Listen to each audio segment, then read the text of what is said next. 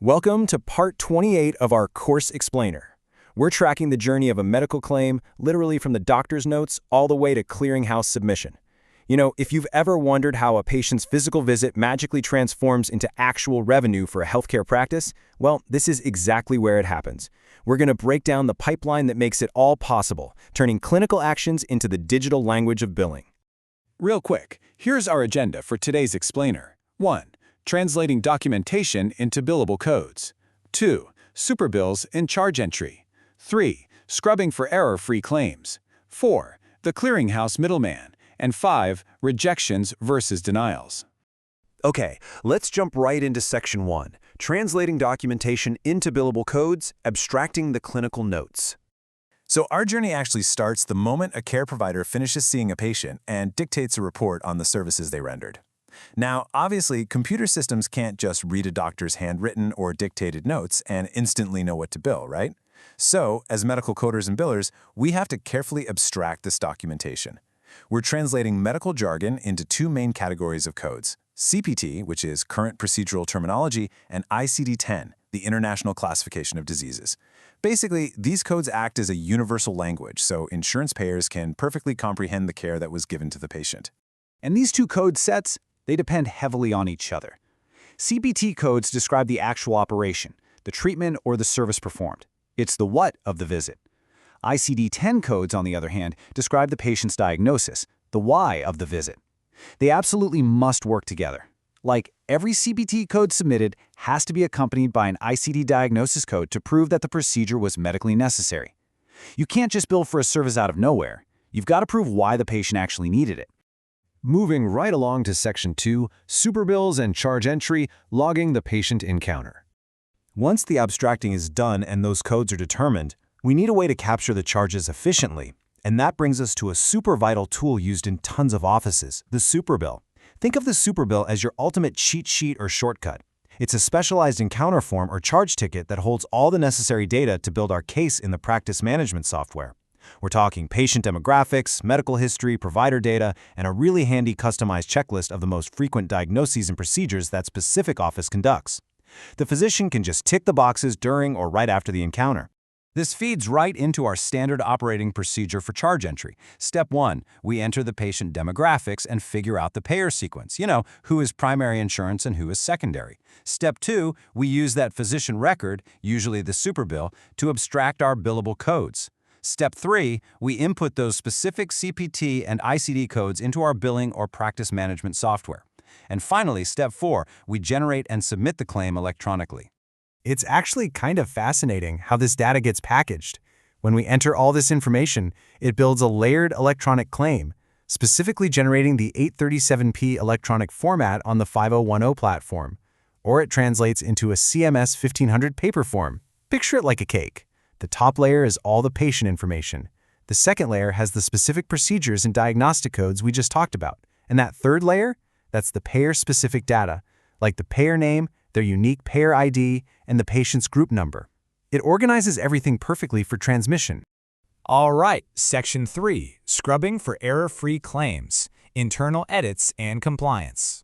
So before that beautifully layered claim ever leaves our system, we've got to thoroughly examine it for mistakes. To do this, we rely on internal software checks and NCCI edits. NCCI stands for the National Correct Coding Initiative. It's a CMS program that sets the standard for correct coding and stops erroneous claims from going out. These rules are built right into the billing software to catch formatting errors, check for invalid NPI numbers, and stop unbundling mistakes. By the way, unbundling is when you bill separately for procedures that are actually meant to be grouped together under one single code.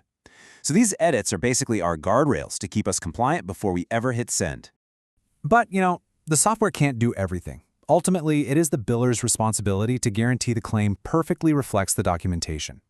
That means making absolutely sure any necessary payer-specific or provider-specific modifiers are attached to the codes. It means double-checking that all dates are right and the required physician signatures are present and valid. You have to ensure those unbundling rules are strictly followed because your internal scrub is truly the most important one. I really love this quote from our source text. Because you are the final line of defense against leaving money on the table, you must depend on your technical expertise to do that. Coding software might help you spot if you unbundled something by mistake, but it definitely won't tell you if you undercoded and just forgot to bill for a valid service. You've got to bring a highly critical eye to the medical record. You are literally the gatekeeper of your provider's revenue.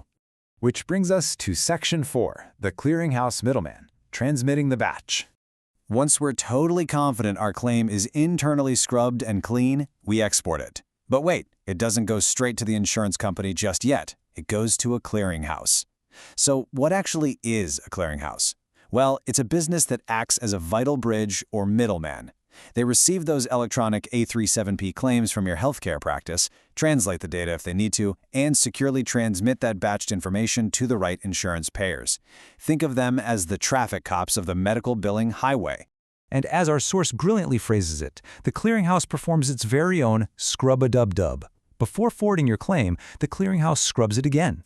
But this time, they're specifically hunting for revenue code errors or clerical formatting mistakes. They just want to verify that the format of your claim is 100% compatible with the specific software of the receiving payer. That prevents a lot of laborious processing errors down the line. After that scrub, the clearinghouse plays matchmaker, matchmaker. How do they know exactly where to send your patient's claim? They use an EDI number, which stands for Electronic Data Exchange. Think of the EDI number as a highly specific digital zip code or mailing address for the payer.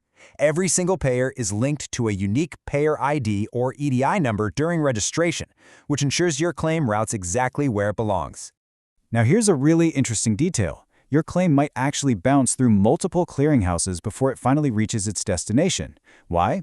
Well, sometimes your provider's software and the payer's processing software are just completely incompatible, so it needs data conversion mid-route.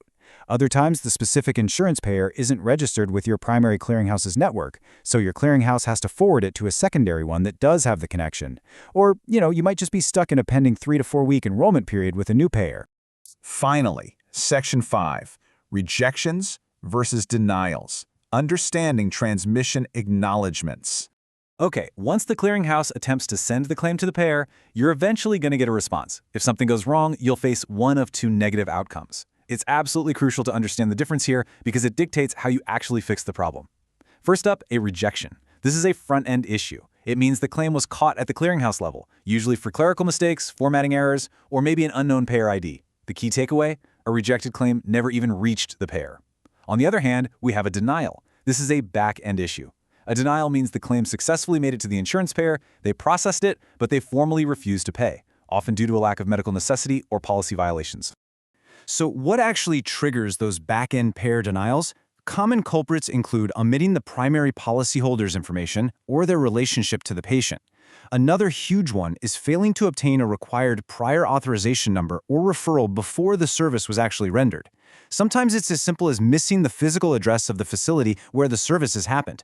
And of course, a lack of proven medical necessity, meaning your ICD-10 diagnosis code just didn't adequately justify the CPT procedure code. But here's a really scary thought. What if you don't get a rejection notification and you don't get a denial notification? What happens when a provider files an inaccurate claim and simply isn't contacted? Like, where does it go? The reality is, sometimes a claim just seems to vanish into thin air. This usually happens when a claim fails at the clearinghouse level, but for whatever reason, fails to trigger a direct alert to your desk.